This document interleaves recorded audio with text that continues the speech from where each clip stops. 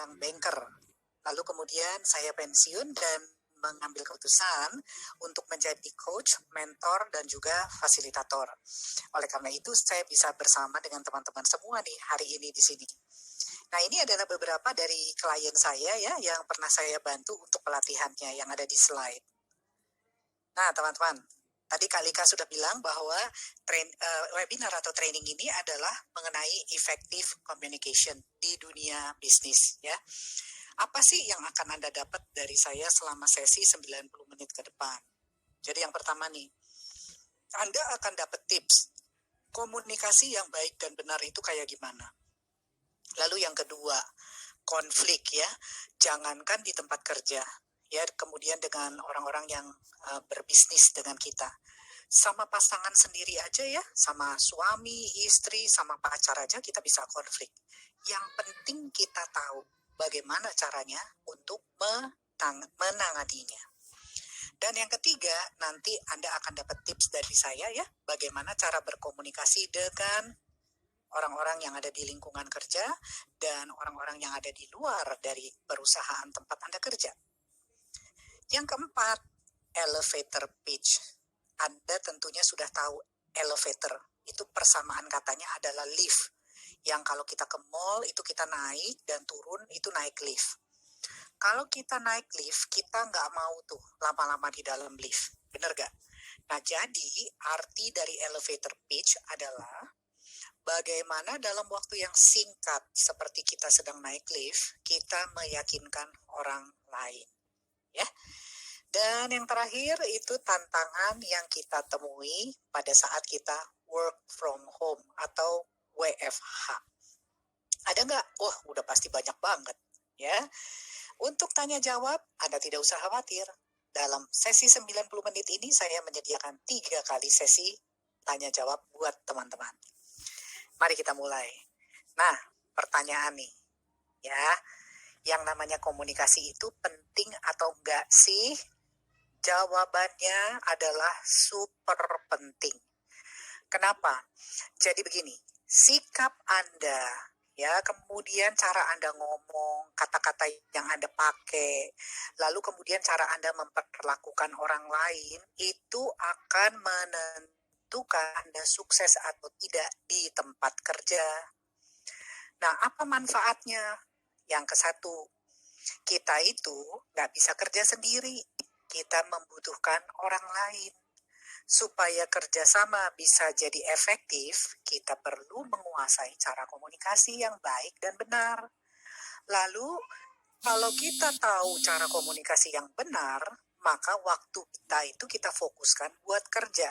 Bukannya malah menyelesaikan konflik, salah paham, ya, sehingga produktivitas kita keganggu, terus udah gitu kita juga performanya nggak bisa tinggi. Nah, kalau yang namanya masalah itu sudah pasti ada di perusahaan, di rumah ya. Nah, jadi kita perlu menyelesaikan masalah itu lewat komunikasi, teman-teman. Anda bicara dengan siapa saja di tempat kerja, ya dengan atasan, dengan teman kantor, ya, kemudian dengan pihak-pihak di luar perusahaan juga kan. Nah, kalau Anda lihat kuis ini, Anda jangan kaget. Karena nanti di setiap sesi saya itu pasti ada kuisnya. Tujuannya untuk apa? Untuk memastikan Anda dapat sesuatu dari webinar ini. Ya, nanti Kak akan membantu kita semua untuk melihat apa sih jawaban Anda dari pertanyaan ini. Silakan teman-teman tolong tuliskan jawaban Anda di kolom Q&A. Yuk. Teman-teman sekarang tuliskan jawabannya ya. Jadi di sini ada pertanyaan nih, sebutkan manfaat komunikasi bagi dunia kerja. Oke, ada dari Kak Suhaini, saling mengenal. Kemudian dari Kak Edison, membangun tim kerja. Ya. Kemudian satu lagi Kak Lika. Oke, satu lagi dari Kak Dian, meningkatkan tim building. Terima kasih Kak Lika. Teman-teman, jawaban Anda sudah benar semua. Kita lanjut lagi ya. Nah, Kalau di dalam komunikasi kita itu jangan asal ngomong, jangan asal bunyi, ya. Ada do's-nya, don'ts-nya, apa yang boleh, apa yang enggak, norma-norma, tata kramanya seperti apa. Nah, jadi contoh ya, contoh. Anda memanggil orang begini caranya. Kamu sini. Artinya Anda tidak tahu etika komunikasi. Orang itu kan punya nama, kok Anda panggil gitu ya. Contoh yang kedua nih, Anda mau minta tolong seseorang mengambilkan bolpen. Anda bilangnya, ambilin bolpen itu. Kalau kita mau minta bantuan ke seseorang kan kita pakai kata tolong. Ya, kalau Anda langsung saja begitu, nggak pakai kata tolong, artinya Anda nggak tahu etika komunikasi. Kalau begitu manfaatnya apa? Yang ke satu, komunikasi kan jadi keganggu kalau kita nggak tahu etika. Gimana mau lancar ya komunikasi ya? Terus yang kedua, orang jadi belum tentu tahu dan bisa nangkep apa maksud kita. Karena kita berbicara nggak terstruktur. Misalkan loncat-loncat. Ya. Terus yang ketiga, salah paham, konflik itu bisa terjadi karena kita nggak tahu etika komunikasi. Lalu teman-teman, ada masyarakat tertentu itu yang punya cara komunikasi sendiri-sendiri. Nih ya contoh ya, kalau kita ke Jepang tuh kan, masyarakat di sana pada saat bicara mereka agak membungkukkan badannya sedikit. Di Sumatera itu kita bukan kita ya, tapi orang-orang yang ada di Sumatera itu ya kalau saling menyapa satu sama lain itu dengan sebutan horas gitu kan ya. Lalu kemudian di Pulau Jawa, Jawa Barat beda lagi, Jawa Tengah punya kebiasaan sendiri, Jawa Timur juga lain lagi ya. Dengan kita mengetahui gaya atau kebiasaan komunikasi di setiap daerah, komunitas, orang itu akan jadi lebih respect sama kita. Ya. Nah, ini yang terakhir nih. Kita itu jangan mengeluarkan kata-kata yang bisa menyinggung orang lain. Gak baik itu, artinya kita tidak tahu etika. Ya. Tips nih buat teman-teman nih. Nah, yang ke satu. Kalau kita mau ngomong sesuatu, kita mesti paham dulu apa yang mau kita omongin. Ya. Dan apa yang kita sampaikan, sampaikan dengan jelas. Yang kedua, pakai bahasa yang sopan, kata-kata yang sopan. Jangan seringkali menggunakan kata-kata saya nggak tahu, saya nggak bisa, saya nggak mampu. Tahu deh gitu ya. Karena pada dasarnya itu menunjukkan bahwa Anda itu orangnya cuek, Anda itu tidak proaktif. Ya, makanya Anda sering banget tahu gitu ya. Nah, kemudian saat kita ngomong tuh ya, intonasi tuh ya, nada tuh ya, yang jangan menunjukkan kita tuh lagi marah. Walaupun kita marah, tapi kita itu tidak menunjukkan kemarahan kita pada saat kita interaksi sama orang lain. Kita itu akan dilihat tidak dewasa, tidak profesional kalau kita marah di depan orang. Nah, gimana dengan volume? Pada saat kita bicara, volume sedang-sedang aja. Jangan terlalu pelan, juga jangan terlalu kencang. Kalau terlalu pelan, orang melihat kita tuh nggak percaya diri. Orang jadi males dengerin kita ngomong. Jangan juga terlalu kenceng, karena orang itu merasa Anda menganggap dia punya gangguan pendengaran, karena Anda ngomongnya kenceng banget. Ya, ini yang terakhir nih, ini yang paling susah nih. Karena gini, kita itu seringkali udah tahu, dia itu abis ini mau ngomong apa. Makanya kita potong. Iya, saya udah tahu kamu mau ngomong apa, gitu kan. Nah, saya mau nanya nih sama Anda. Anda suka gak kalau lagi ngomong dipotong? Pasti jawabannya, ya gak mau lah Bu.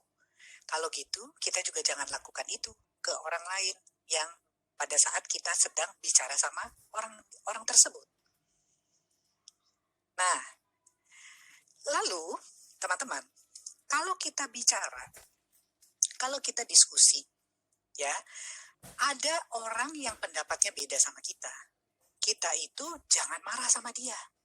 Kita jangan mengatakan juga begini, udah deh pokoknya kamu nurut aja apa kata saya. Gak ada itu yang namanya di dunia komunikasi, kita maksain pendapat kita. Kita perlu mendengarkan pendapat orang, ya. Dan kalau dia beda sama kita, Anda dengerin, lalu Anda pikirkan, Ya, jangan belum apa-apa, Anda sudah menyerang dia dengan mengatakan, pendapat kamu salah.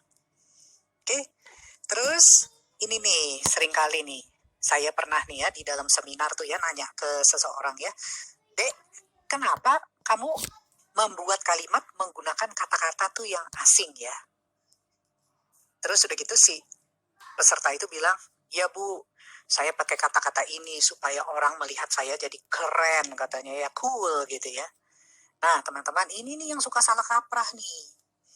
Jadi kita tuh kalau ngomong sama orang, kita komunikasi sama seseorang, kalau dia nggak paham apa yang kita omongin, itu artinya kita tuh salah.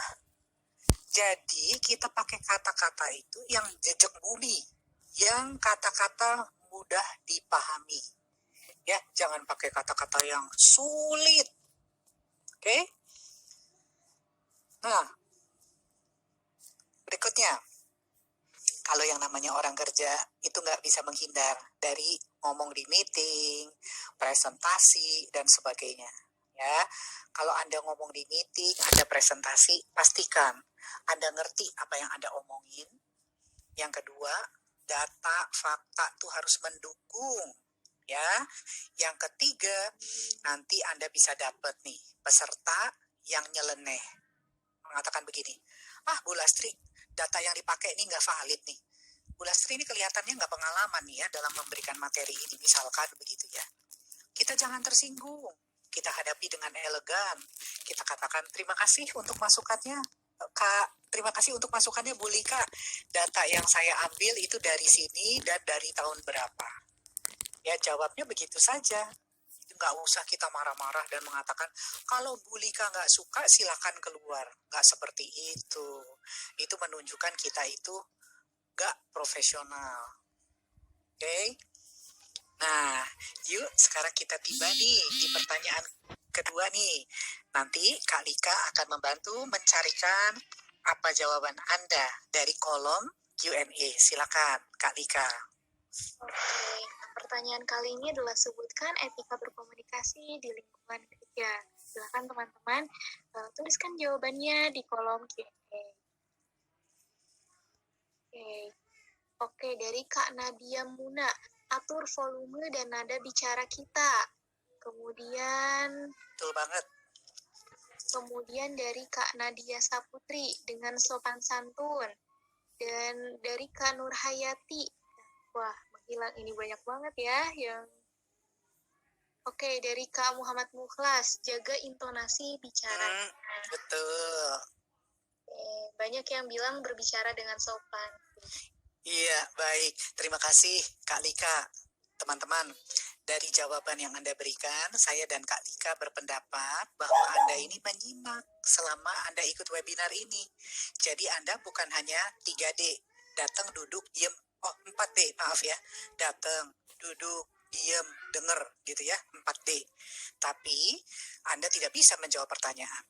Tapi dari jawaban kuis Anda, saya dan Kak Lika mengambil kesimpulan bahwa Anda berusaha untuk mendengarkan dan mengintisarikan apa sih yang bisa saya bawa pulang dari webinar ini. Dari mana kita tahu jawaban Anda yang sudah cakap-cakap ya. Terima kasih. Yuk sekarang kita lanjut ya. Soal konflik nih teman-teman. Konflik itu bisa loh kejadian di tempat kerja juga ya, bukan cuma sehari-hari di rumah ya. Kira-kira apa yang menyebabkan konflik terjadi? Nah ini nih, yang ke-1. Teman Anda sudah janji, ya jam 1 siang itu laporan akan dikirimkan ke Anda. Jam 1:10, Anda masih juga belum terima tuh laporan. Anda telepon, Las, mana laporannya? Ini udah jam 1:10. Lalu Lastrinya bilang, aduh maaf banget Lika, aku lupa. Nah, apa yang Anda rasakan kalau Anda mengalami hal itu? Pasti bete kan ya? Gimana sih dia? Dia sudah janji loh sama saya jam 1. Masa dia bilang dia lupa? Berarti dia nggak respect loh sama saya. Nah, konflik bisa terjadi di situ. Lalu yang kedua, miskom. Nggak begitu maksud saya loh, Lik, gitu ya. Itu sering banget terjadi. Akhirnya konflik terjadi salah paham. Lalu yang ketiga, nah ini nih. hubungan yang kurang baik antara Anda dengan atasan, antara Anda dengan rekan kerja, itu menjadi dasar atau menjadi penyebab kenapa komunikasi jadi nggak lancar. Oleh karena itu, kita perlu membangun dan menjaga hubungan baik dengan atasan sama teman kantor. Nah, caranya gimana? Nanti ya, setelah ini ada nih materinya. Yang terakhir dulu nih, soal promosi. Teman-teman, saya banyak sekali mendapat curhatan ya dari peserta di training. Bu Lastri, saya tuh kesel banget sama atasan saya. Atasan saya tuh gak fair loh. Masa saya gak dipromosikan? Teman-teman, seringkali ya, itu kita selalu menyalahkan atasan, menyalahkan perusahaan kalau kita tuh gak dipromosi. Tapi kita tuh gak melihat ke dalam diri kita. Ada yang salah gak sih sama saya? Mungkin gak Anda pernah melakukan ini. Atasan minta Anda mengerjakan sesuatu. Terus Anda bilang, maaf Pak, itu gak ada di job description saya. Jadi Anda hitung-hitungan soal kerjaan. Yang kedua, Anda ditanya sama atasan, ya Lika, gini, terus udah gitu Anda, atasan menganggap apa? Anda kurang menguasai nih pekerjaan nih. Ya, jadi dengan adanya hal-hal itu, mungkin itu yang jadi penyebab kita tuh nggak dapat promosi. Ya. Nah, ini ada kasus nih teman-teman. Nanti setelah saya menyerahkan Anda ke Kak Lika, untuk Kak Lika bertanya satu pertanyaan ke Anda, kita akan masuk ke kasus ya. Silakan Kak Lika. Oke, ya teman-teman, sekarang kita waktu hot. Oke, saya tunggu sekitar 30 detik lagi ya. Saya sudah mungkin ya teman-teman, sudah cukup nih, udah hampir 70% yang mengisi vote-nya. Terima kasih banyak atas jawabannya. Oke, saya share ya hasilnya. Sudah terlihat ya, Mbak? Sudah terlihat. Baik, terima kasih Kak Lika. Nah, teman-teman, ini kan pertanyaannya ya, kalau Anda nih ada konflik nih sama teman kantor, Anda melakukan apa? Nah, ini alhamdulillah ya 99% dari Anda sudah menjawab dengan benar. Ajak bicara orang tersebut. Namun, teman-teman masih ada nih dari Anda yang memilih jawaban nomor 2 sama nomor 3. Ya, kalau Anda konflik dengan seseorang, terus Anda tunggu, Anda diem gitu ya, sampai masalah selesai sendiri. Nggak mungkin teman-teman, saya bisa pastikan sama Anda. Kalau Anda konflik, terus Anda diem, maka konflik nggak akan selesai. Yang ada hubungan Anda dengan orang itu jadi makin jelek. Karena apa? Ada rasa marah, ada rasa kesel yang belum dikeluarkan, yang belum diklarifikasi. Jadinya masih nyimpen. Ya, jadi tolong jangan pilih diem kalau ada konflik. Nah, yang ketiga, Anda memilih ini. Ada ya teman kita di sini yang memilih tunggu aja sampai dia minta maaf dulu. Teman-teman, kita tahu dari mana bahwa kalau kita konflik dengan seseorang, udah pasti dia yang salah. Belum tentu loh, kita juga bisa salah. Namanya kita juga manusia, dan kita bisa nggak sadar kita melakukan kesalahan. Ya kan? Jadi yang terbaik adalah ajak ngomong. Ya, klarifikasi. Oke, nah ini nih kasusnya nih. Nisa itu sudah kerja di perusahaan selama 3 tahun. Nah, Dani itu baru kerja 6 bulan. Di bulan ke-7, Dani dipromosi. Nisa tuh kesel, ya, kemudian menjelek-jelekan Dani di belakang Dani, termasuk di depan atasan. Nah, kalau Anda jadi Dani, apa yang akan Anda lakukan? Tolong Anda tuliskan di kolom Q&A. Nanti Kak Lika akan bantu ya mencarikan jawaban Anda ya, silakan. Oke. Ya teman-teman, silakan untuk menjawab. Beri selamat. Kemudian banyak yang bilang mengajak bicara secara baik-baik terlebih dahulu sih. Iya, betul.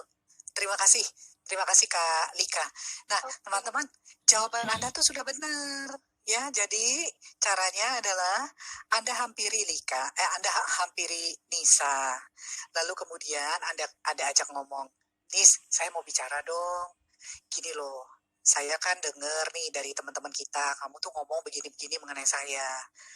Nggak, saya tuh nggak seperti yang kamu omongin loh, Nis, gitu. Terus apa sih yang saya lakukan yang sudah menyinggung perasaan kamu sehingga kamu tuh melakukan hal itu? Tolong kasih tahu saya nih, saya kan juga nggak sadar gitu ya.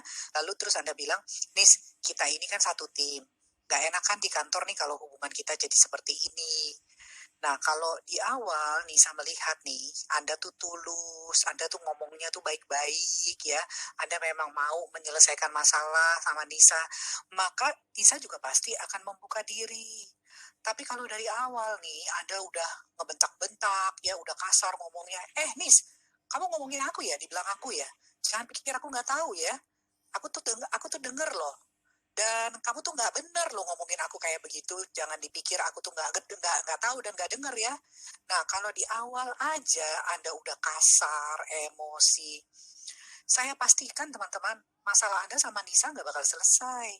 Yang ada salah paham itu bukan salah paham, yang ada konflik itu akan jadi makin meruncing. Dan Nisa tuh pasti akan menutup diri kalau Anda tuh kayak gitu di depan. Ya, dan bahkan ya teman-teman ya, di dalam diskusi dengan Nisa, Anda tuh boleh loh kasih Nisa tuh masukan, Nis, ini saya mau berbagi nih rahasia kenapa saya tuh bisa dipromosikan. Ini loh sebabnya. Ya, jadi Anda kasih sesuatu, Anda kasih informasi ke Nisa untuk membuat Nisa itu juga kalau ada kesempatan di kemudian hari, itu bisa dipromosikan. Oke ya.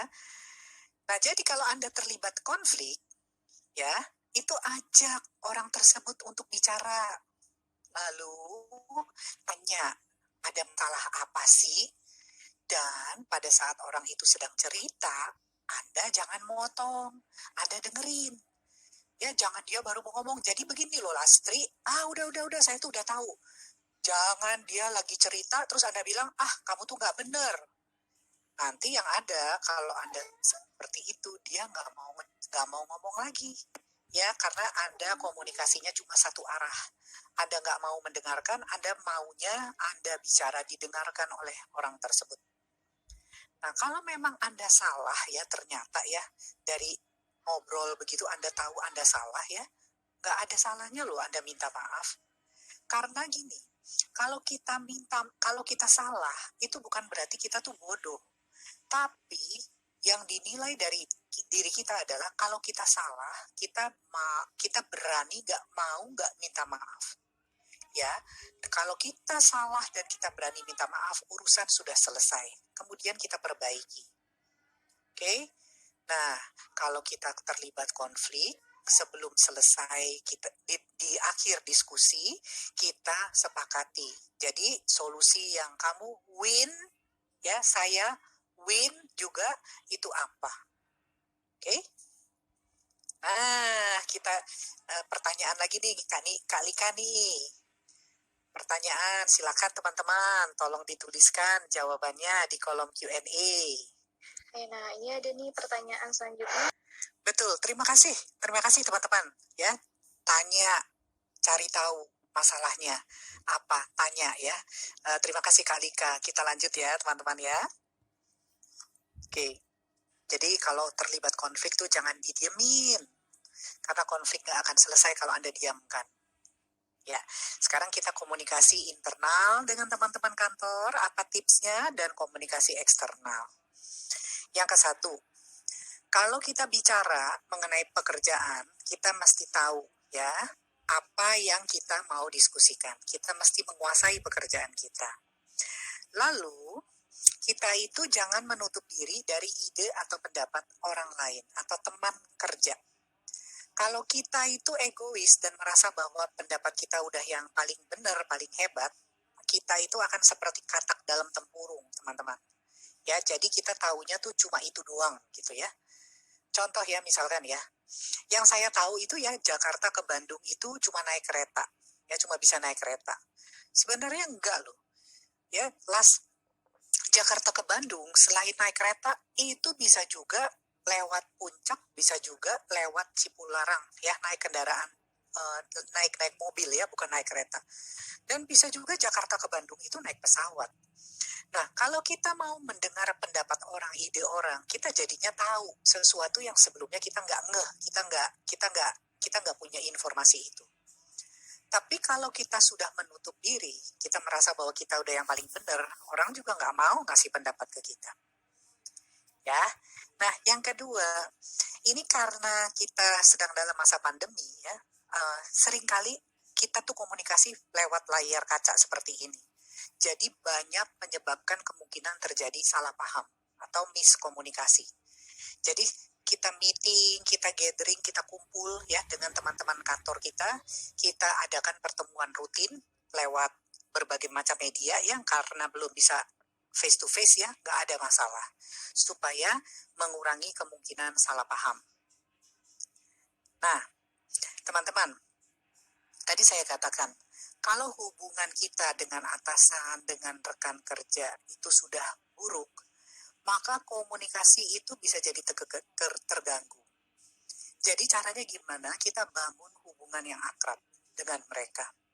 Kita perlu tahu atasan kita itu pasangannya namanya siapa. Ya, anak dari teman kantor kita itu berapa, yang besar umur berapa, yang kecil namanya siapa. Tujuannya untuk apa? Apakah untuk kepo? Bukan.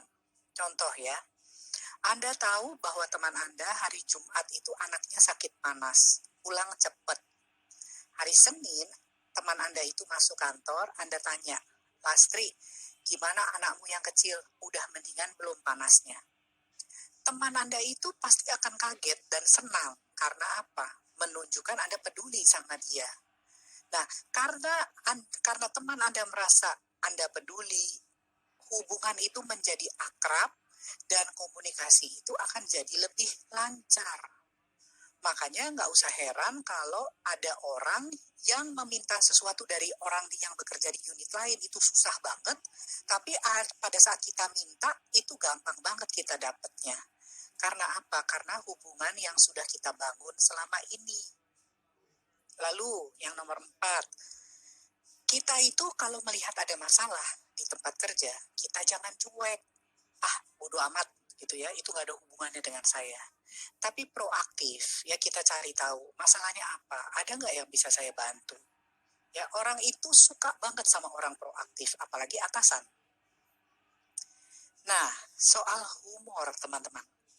Yang namanya masalah, di rumah ada, di kantor juga ada. Jadi bolehlah supaya suasana kerja jangan terlalu tegang, ya kita menggunakan humor dalam bekerja. Ya, tapi kita memilih humor juga harus hati-hati.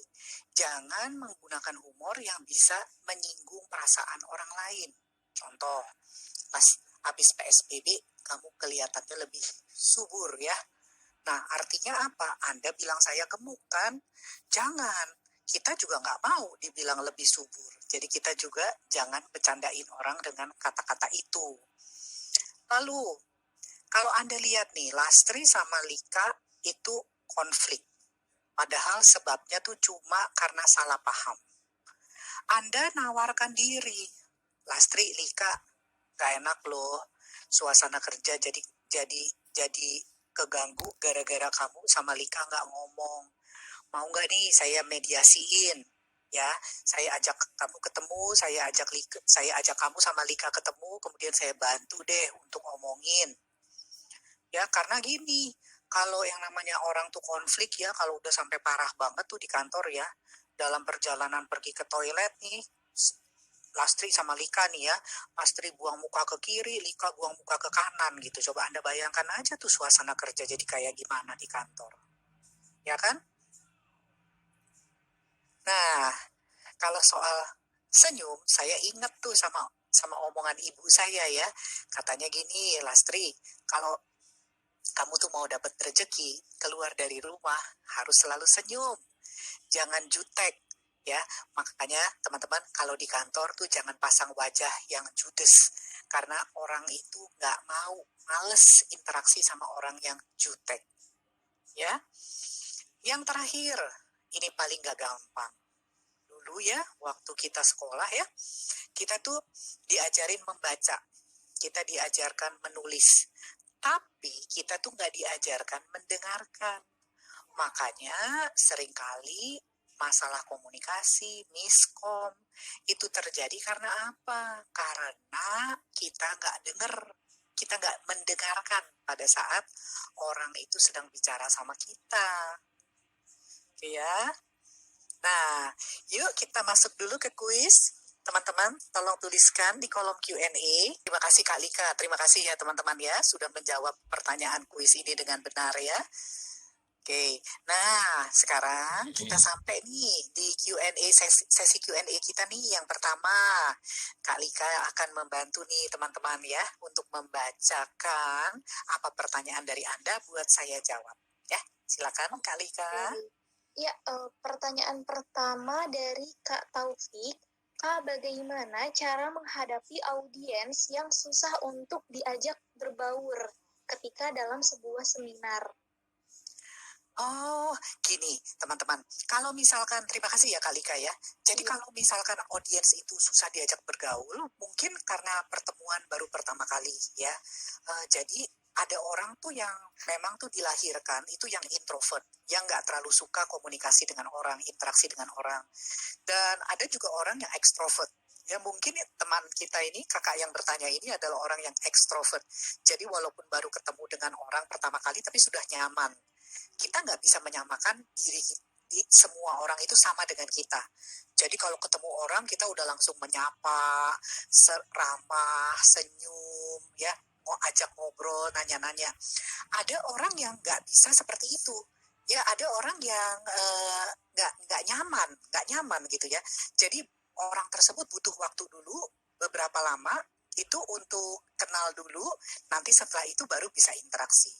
Nah, jadi apa yang perlu kita lakukan? Biarkan saja, yang penting kita tuh sudah senyum, kita sudah memperkenalkan diri, ya, kita sudah bertanya dengan bapak siapa, dengan ibu siapa, dengan kakak siapa, dengan mbak siapa, gitu ya. Lalu kita juga kalau pertama kali ketemu dengan orang, jangan ngomongin sesuatu yang sifatnya serius banget. Tapi apalagi yang nanya pribadi, misalkan suaminya kerja di mana, gitu ya, jangan. Nah, jadi kita itu ngomongin sesuatu yang umum, misalkan mengenai pandemi, kita ngomongin mengenai jalanan macet atau cuaca, gitu ya. Baik, pertanyaan kedua Kak Lika, silakan. Oke, pertanyaan selanjutnya dari Kak Melgi Juliana. Selamat siang Kak, saya mau bertanya bagaimana agar kita satu tim itu bisa kompak dan saling membangun. Ya, baik, terima kasih teman-teman. Supaya kompak itu perlu ada keterbukaan. Ya, jadi maksudnya jangan ada udang di balik batu lah istilahnya. Jadi apa yang Anda sampaikan itu mesti sesuai dengan apa yang Anda omongin sama perilaku Anda, tindakan Anda itu mesti sama. Kalau Anda sudah bilang iya, ya Anda kerjakan. Jangan Anda sudah bilang iya, tapi Anda tidak kerjakan. Terus di depan Anda baik sama orang, tapi di belakang Anda ngejelekin dia. Bagaimana itu tim mau jadi tim yang kompak kalau Anda seperti itu? Nah, lalu jangan cuek sama anggota tim. Ya, saling membantu. Kalau misalkan Anda lihat pekerjaannya dia belum selesai, Anda sudah selesai, Anda belum waktunya pulang, Anda tanya, Lastri, ada nggak yang bisa kubantu? Ya, jadi istilahnya tuh memberi dan juga menerima. Silakan satu pertanyaan lagi Kak Lika. Oke, pertanyaan terakhir di sesi Q&A ini adalah dari Kak Kahar Udin. Bagaimana cara kita bisa berkomunikasi dengan baik untuk semua kalangan? Ya, nah, komunikasi dengan semua kalangan itu pada dasarnya etikanya sama.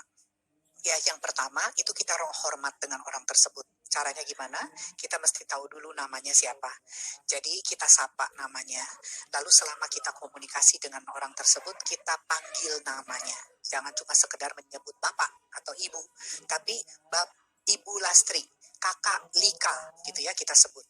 Lalu yang kedua, untuk menunjukkan bahwa kita hormat dengan orang tersebut pada saat kita bicara, kita tatap matanya, atau istilahnya adalah kontak mata.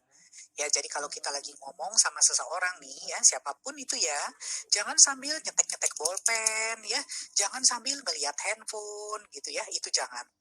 Dan yang ketiga, pada saat kita bicara, itu kita harus respect dengan cara jangan kita terus yang ngomong, tapi kita mau memberikan kesempatan orang lain untuk bicara juga. Ya, oke. Nah, teman-teman kita lanjut dulu ya. Nanti ada sesi Q&A yang kedua. Oke.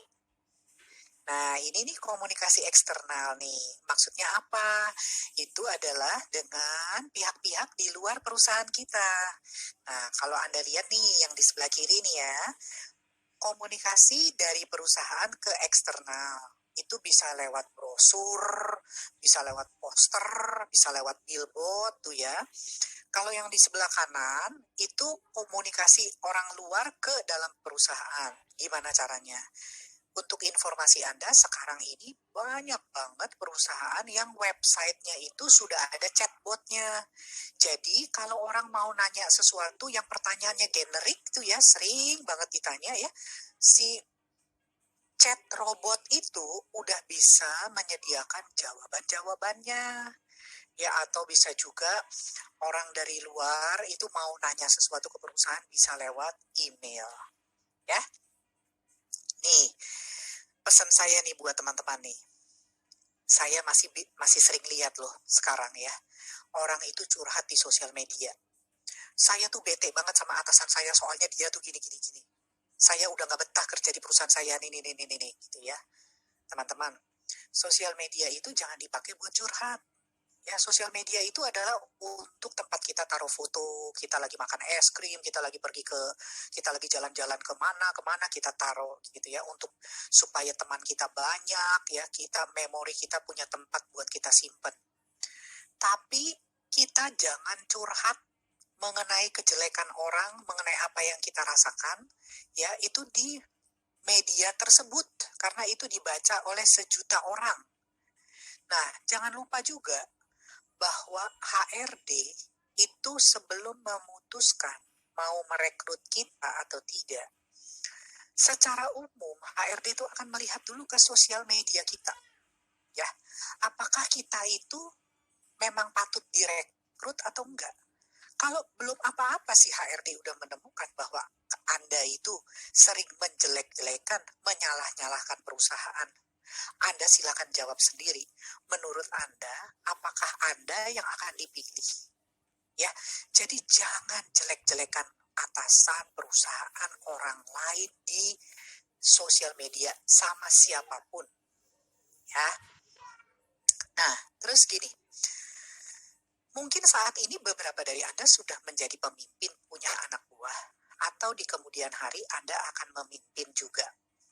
Kalau kita mau anggota tim kita mau jago melakukan sesuatu, kita jangan cuma nyuruh. Kamu jualan dong. Tapi kita jualan, lalu kita ajak anak buah kita supaya mereka melihat, oh jadi cara jualan yang baik itu tuh seperti ini toh. Ya, jadi Anda gak cuma nyuruh, tapi Anda kasih tahu caranya tuh seperti ini. Oke? Nah, terus kalau kita bermasalah dengan pihak di luar perusahaan, misalkan dengan customer, dengan vendor, itu juga caranya sama. Kita email, kita telepon, kita sampaikan terima kasih untuk masukannya, kita tanya apa yang kita bisa bantu. Ya. Nah, teman-teman, tolong dijawab di kolom Q&A nih, ada kuis berikutnya nih, silakan. Elevator pitch itu apa? Jadi untuk Anda yang tadi bergabungnya terlambat ya, belum mendengarkan penjelasan saya di awal, saya ulangi lagi ya. Elevator itu adalah persamaan kata dari lift, yang kalau kita di mall itu membawa kita naik dan turun ya ke lantai yang lain. Kalau kita naik lift, kita tuh nggak mau lama-lama di dalam lift. Jadi, elevator pitch itu artinya dalam waktu yang sangat singkat, berapa lama Bu singkat itu? 10 menit paling lama. Kita perlu meyakinkan orang yang kita ajak bicara. Ya, itu maksud dari elevator pitch. Nah, contoh nih ya, apa yang mesti Anda sampaikan supaya dalam waktu 10 menit Anda bisa meyakinkan orang lain? Ya, yang pertama Anda sampaikan Anda itu siapa. Lalu yang kedua, apa yang Anda kerjakan. Yang ketiga, Anda ingin apa dari orang tersebut. Ya, jadi kalau Anda mau ngomong di meeting, Anda mau bicara di presentasi, ke satu, Anda perlu mikir dulu, apa ya ide yang mau saya sampaikan. Yang kedua, Anda bicara urutannya harus ada. Di pembukaan saya mau ngomong ini, kontennya ini, saya mau tutup presentasi saya atau pembicaraan saya dengan ini. Lalu Anda pakai opening atau pembukaan tuh yang menarik. Jangan langsung masuk ke pokok pembicaraan, tapi sapa dulu audiens. Selamat pagi Bapak Ibu, terima kasih sudah hadir di sini. Gimana tadi perjalanan ke sini lancar? Nah, ya. Lalu Bapak Ibu mudah-mudahan sehat-sehat ya. Keluarganya sehat-sehat semuanya sehingga kita sama-sama bisa melewati masa pandemi ini dengan sehat dan selamat gitu ya. Nah, jadi interaksi dulu dengan audiens. Lalu jangan lupa bikin contekan ya di kertas kecil. Lalu Anda tulis di awal saya mau ngomong ini kata-kata kuncinya tuh Anda tulis sebagai contekan. Jadi kalau Anda blank, Anda bisa ngintip ke contekan Anda. Dan yang penting lagi adalah Anda itu mesti latihan. Supaya apa? Supaya Anda itu lancar pada saat Anda bicara. Nih contohnya ya teman-teman ya, elevator pitch. Misalkan di webinar ini deh, Anda memperkenalkan diri. Terima kasih Bu Lastri dan Kak Lika. Nama saya Dina, saya dari PT ABC. Saya harapkan saya bisa menjadi komunikator handal setelah saya ikut webinar ini. Ya, contoh kedua, Anda diwawancarai oleh Bu Lika. Anda diminta untuk menjelaskan Anda ini siapa. Nah, Anda mengatakan begini, terima kasih Bu Lika untuk kesempatan yang diberikan kepada saya. Saya mengerjakan pembukuan di perusahaan saya. Ya, saya pastikan jika perusahaan Bu Lika merekrut saya, maka pembukuan yang akan saya buat untuk perusahaan Bu Lika itu pastinya akurat dan benar. Ya. Yang ketiga, contoh ya. Selamat pagi Bu Lika. Saya bekerja di PT Logi. Kami memproduksi mouse. Ya. Dan dari testimoni yang diberikan oleh customer saya, mereka mengatakan bahwa mereka bekerja itu menjadi lebih cepat karena menggunakan mouse dari perusahaan kami ini. Dengan harapan customer Anda nih yang di depan nih, prospek Anda nih mau membeli mouse yang Anda tawarkan. Ya, jadi itu adalah contoh dari elevator pitch. Oke? Nah, silakan teman-teman, tolong dijawab. Elevator pitch itu apa sih? Di kolom Q&A Anda. Tutup dulu ya si Q&A untuk kuis ini. Teman-teman, saya yakin ya dengan Kak Lika ya, saya dan Kak Lika yakin pasti jawaban Anda itu sudah benar. Ya, jadi saya berikan lagi intisarinya. Elevator pitch itu adalah di dalam waktu yang sangat singkat, paling lama 10 menit, Anda mesti meyakinkan orang yang Anda ajak bicara mengenai siapa Anda. Ya, jadi apa yang perlu Anda sampaikan di dalam waktu yang begitu singkat? Yang ke satu, Anda itu siapa? Yang kedua, apa yang Anda lakukan? Yang ketiga, Anda mengharapkan apa dari orang tersebut? Ya, baik, yuk kita lanjut yuk. Nah, sekarang kita tiba nih teman-teman di sesi Q&A yang kedua. Silakan Kak Lika. Oke, untuk pertanyaan selanjutnya, ini ada, kita lihat dari yang paling banyak di-upload aja ya, teman-teman. Betul. Tunggu ya, Kak. Maklum. Ini banyak banget teman-teman, soalnya 1.000. Jadi agak lama ini. Oke, mungkin yang mana aja deh ya. Oke, nah dari Kak Gelda, bagaimana cara mengatasi rekan kerja yang keras kepala? Oke, baik. Terima kasih. Ini tadi sebenarnya sudah saya jawab nih. Tadi ya di sesi Q&A yang pertama nih, ada pertanyaan dari seorang teman bahwa, Bu, gimana sih caranya ngadepin teman kerja tuh yang nggak mau diajak bekerja sama, kemudian suka marah-marah gitu ya. Kalau ini tadi pertanyaannya apa, teman kerjanya kenapa, Kak Lika? Keras kepala. Oh, keras kepala. Baik. Nah, jadi begini, teman-teman. Kita nggak bisa kita nggak bisa mengharapkan orang lain itu nggak keras kepala seperti kita gitu ya. Tapi sebagai sesama teman kantor, apalagi satu unit ya, Anda mesti menyadarkan teman tersebut. Lastri, kamu jangan kayak gitu dong, kamu dengerin dong pendapat kita-kita, soalnya apa yang kita lakukan ini untuk kepentingan unit, bukan untuk kepentingan pribadi. Nah, jadi yang namanya manusia itu suka lupa. Kalau kita kasih masukan ke teman kita, ya kita berharap teman kita itu jadi sadar dan mau melakukan perubahan.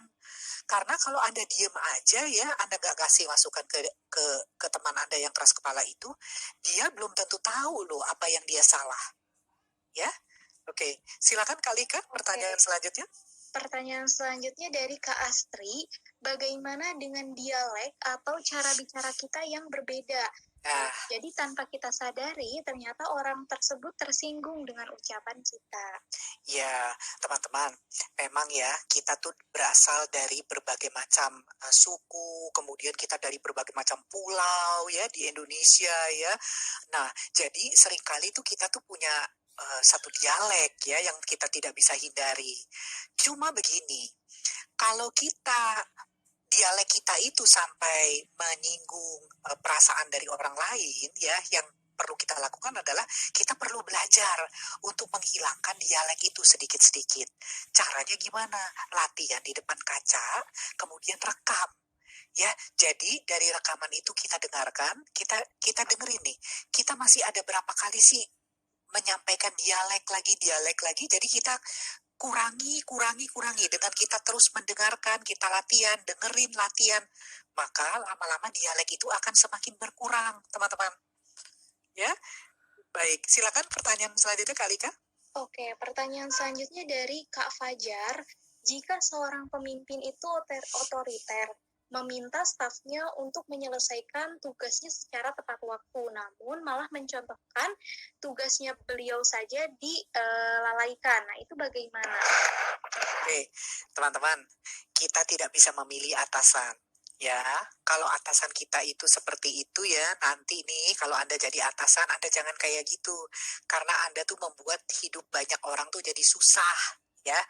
Nah, kalau Anda punya atasan yang seperti itu adalah urusan atasan. Ya, tidak semua atasan itu mau loh terima masukan. Kalau Anda dapat atasan yang orangnya terbuka, enak. Anda misalkan sambil ngopi gitu ya, atau Anda sambil makan siang, Anda dengan atasan, Anda bisa kasih masukan, Pak, maaf Pak, saya mau kasih masukan nih Pak, kemarin begini gitu ya. Tapi kalau Anda dapat atasannya yang orangnya tertutup, otoriter, nggak merasa bahwa dirinya udah paling benar sedunia ya, susah juga tuh Anda kasih masukannya. Nah, jadi caranya gimana? Tetap Anda tanggung jawab dengan apa yang menjadi job desk, apa yang ada di job desk Anda, itu Anda lakukan sebaik mungkin ya. Dan kalau bisa ya, ini ada pertanyaan di sesi tadi pagi ya, sesi sebelum Anda nih ya.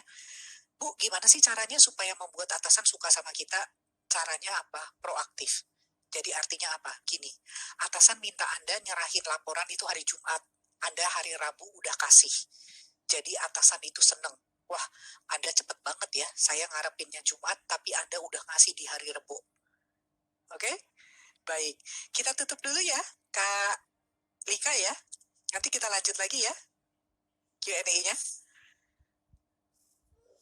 Oke ya, saya lanjut dulu materinya teman-teman. Nah,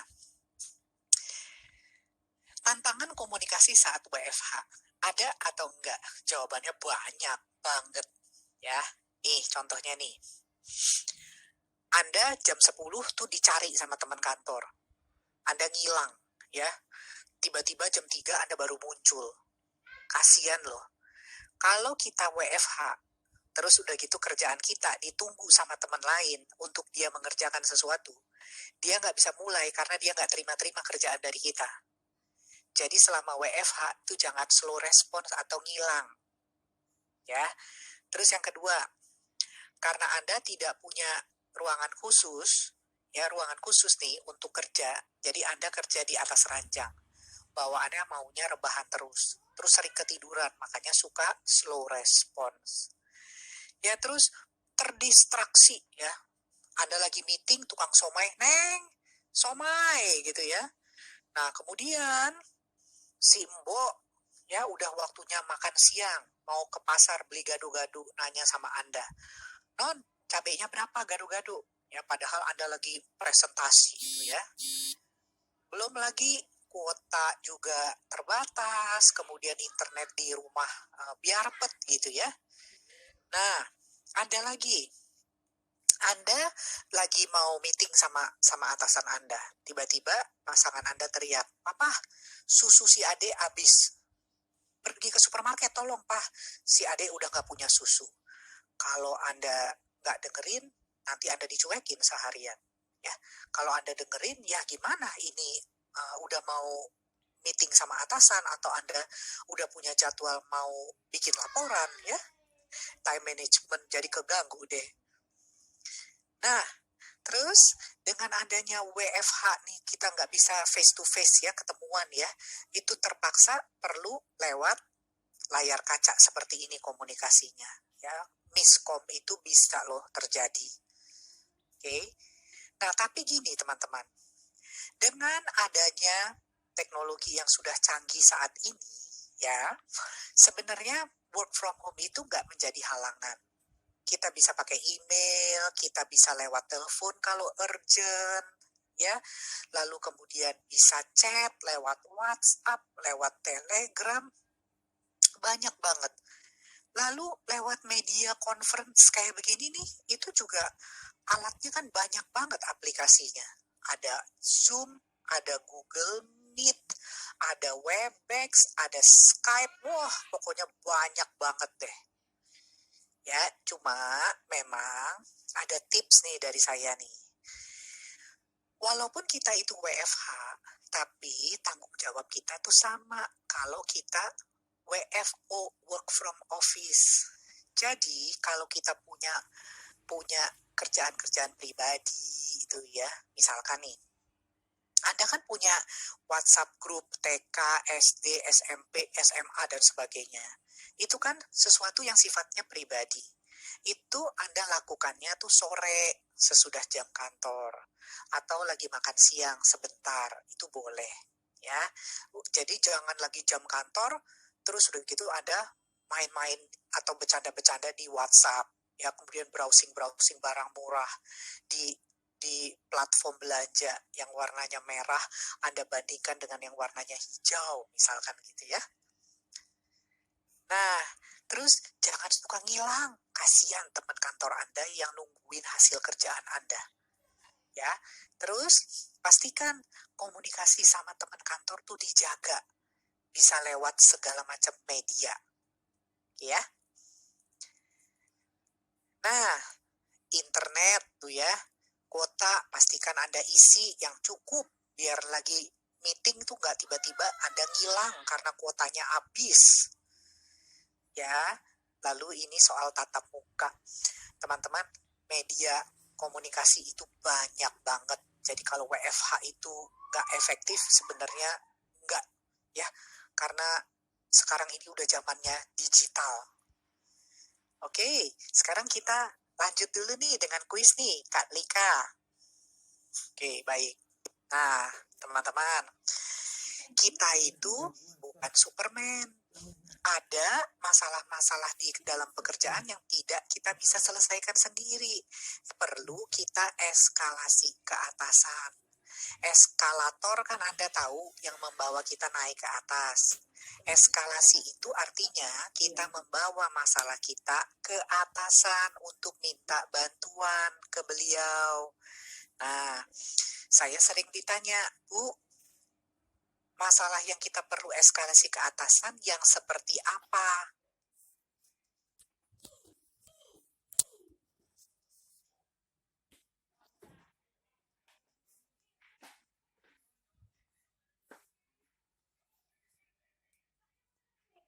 Rini orang sales, dia sudah janji sama customer mau delivery 1000 pack kosmetik.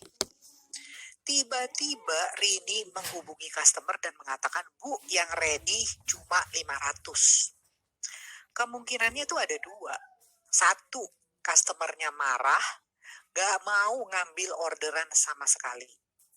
Yang kedua, customernya ambil yang 500 ya sambil marah-marah juga. Ya, dan masalah seperti ini kalau Anda eskalasi ke atasan Anda, maka atasan Anda itu bisa melakukan sesuatu yang mungkin Anda tidak bisa lakukan. Contoh ya, Pak Slamet ini adalah orang produksi. Atasan Anda bisa ngomong begini sama Pak Slamet. Pak Slamet, Rini itu sudah janji Pak sama customer mau delivery 1000 pack. Sekarang yang ready cuma 500. Bapak boleh nggak tolong memproduksi hari ini supaya Rini besok bisa delivery 1000 pack. Nah, dengan begitu kan masalah Anda terbantu oleh atasan Anda karena Anda sudah eskalasi. Dan karena atasan Anda punya wewenang untuk minta tolong sama Pak Slamet. Gitu ya. Oke. Nah, ini ada pertanyaan lagi nih teman-teman nih. Dalam kondisi apa sih Anda perlu mengeskalasi masalah Anda ke atasan? Coba Maria, saya cari ya jawaban Anda ya. Oke, Mbak, kebetulan masih sangat nge-lag di saya ini. Iya, nggak apa-apa. Ini saya lagi scroll down. Nah, ini dia. Saya berhasil nih menemukan nih, Kak Lika nih. Okay. Jadi, kesatu, ketika masalah muncul. Kedua, masalah menimbulkan biaya. Itu ya. Yang ketiga, ada ketidakpastian. Betul banget. Ya. Dan yang keempat nih dijawab oleh Anda nih ya. Kalau kita menemukan masalah di luar kapasitas kita. Terima kasih sekali lagi teman-teman. Saya dan Kak Lika senang banget ya. Anda selalu. Ya teman-teman. Gak apa-apa. Saya tidak membantu. Iya. Gak apa-apa gak apa-apa Kak Lika. Dari kuis yang pertama ya Kak Lika ya sampai kuis ini ya teman-teman menjawab terus ya. Berusaha menjawab kuis-kuisnya ya. Oke. Nah. Ini sedikit nih teman-teman nih, apa sih yang kita bisa pakai untuk men-tracking kerjaan selama work from home? Sekarang tuh udah zaman digital, absensi aja udah nggak pakai manual, ya, udah bisa pakai absensi digital. Terus ada email, ada WhatsApp, ya ada Telegram, dan juga ada aplikasi di internet itu yang gratis yang bisa dipakai untuk kerja sama kelompok ya, bisa pakai Trello, bisa pakai Miro tuh ya, macam-macam. Jadi kita semua yang terlibat dalam sebuah proyek kita bisa tahu kita itu sudah sampai di mana pekerjaannya dan teman kantor kita itu sudah sampai mana pekerjaannya ya. Nah, sekarang tiba saatnya nih kita menjawab pertanyaan lagi yuk, Kak Lika.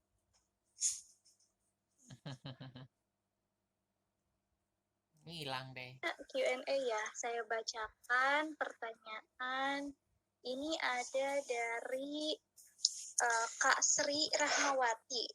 Bertanya, bagaimana cara kita mengatasi rasa gugup saat berbicara di depan orang banyak?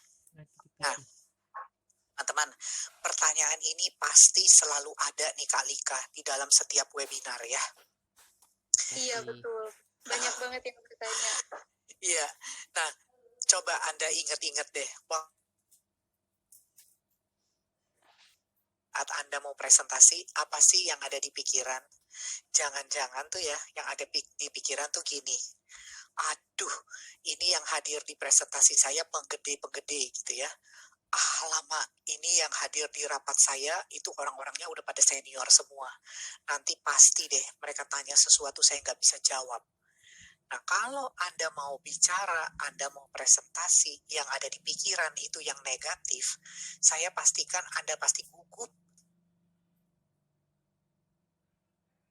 Perasaan khawatir, negatif itu ya, yakin aja Anda tuh pasti bisa bicara dengan lancar. Satu, itu. Lalu yang kedua, kalau Anda mau bicara presentasi, ya, Anda mesti siap-siap dulu di rumah. Anda belajar, ya, Anda latihan, bukan dihafalin ya, dilatih supaya Anda berbicara menjadi lancar. Yang ketiga, pada hari H, sebelum Anda ngomong, Anda ke toilet dulu, tegang, ya. Berikutnya, pada saat Anda mau mulai ngomong, Anda lihat dulu ke audiens Anda, lalu Anda berikan senyum, Anda sapa mereka, Anda interaksi dulu, tanya mengenai kesehatan mereka, kabar mereka. Setelah itu, Anda baru ngomong. Ya, dan saya sering perhatikan kenapa kita itu suka grogi pada saat kita kayak dikejar kereta. Ya, itu akan membuat kita semakin grogi. Jadi kalau Anda nggak mau grogi, ngomong saja dengan kecepatan yang sedang. Jangan cepat-cepat. Karena kalau Anda ngomong dengan kecepatan yang cepat, Anda mengambil nafas cuma sedikit. Jadi Anda semakin stres karena otak Anda kurang oksigen.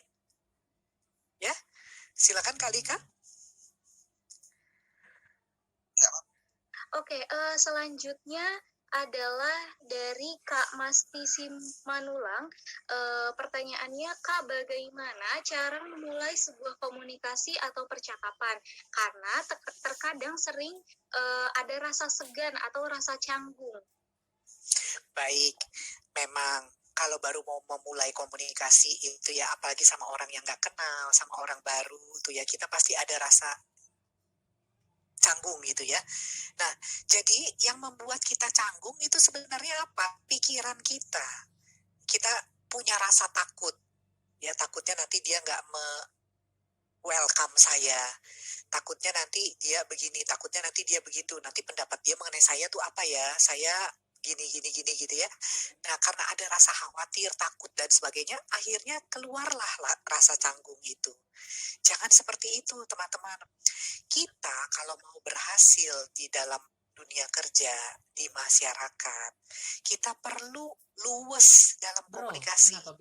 Ketemu orang baru, kita sapa, kita nggak usah takut. Selama kita sopan, kita perkenalkan diri, kita tanya namanya, kita mulai pembicaraan dengan sesuatu yang umum. Kita bisa kasih pendapat kita dengarkan pada saat orang sedang berbicara. Ya, kita hargai pendapatnya, kita puji. Itu membuat kita menjadi luwes, tidak membuat kita menjadi canggung dalam berkomunikasi. Ya, silakan pertanyaan lagi Kak Lika. Oke, pertanyaan selanjutnya dari Kak Iwan, bagaimana kita menghadapi orang yang suka menang sendiri, jadi tapi kitanya menghadapinya tanpa rasa emosi. Nah, teman-teman, tadi saya sudah sampaikan, kita tuh nggak boleh emosi menghadapi orang yang jenisnya seperti apapun. Ya, kalau kita emosi, menunjukkan kita tidak profesional, kita tuh nggak dewasa. Jadi, kita pelan-pelan, kita omongin, kita kasih masukan, kita tegur, tapi dengan halus. Ya, kita sampaikan saja apa yang ia sampaikan kepada kita, perlu ia perbaiki, apa yang dia sampaikan ke kita tidak sesuai dengan fakta, dan sebagainya. Ya, jadi kalau Anda menyelesaikan masalah dengan emosi, nggak akan selesai. Yang ada, orang yang kita ajak ngomong itu akan menutup diri. Begitu dia menutup diri, maka nggak bisa tuh yang namanya terjadi interaksi. Ya, oke. Silakan Kak. Oke, selanjutnya dari Kak Yahya, bagaimana cara menegur seseorang tapi orang tersebut tidak akan tersinggung? Ya, jangan pakai kata-kata kasar. Ya, berikan alasan. Kenapa Anda kasih masukan itu?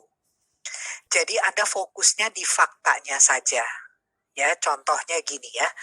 Anda butuh laporan dari teman Anda. Teman Anda itu sering ngasih laporan telat atau last minute gitu ya. Anda mau kasih masukan ke dia. Anda jangan bilang gini, Las, kamu tuh punya kebiasaan yang jelek banget, Las. Saya nggak suka banget.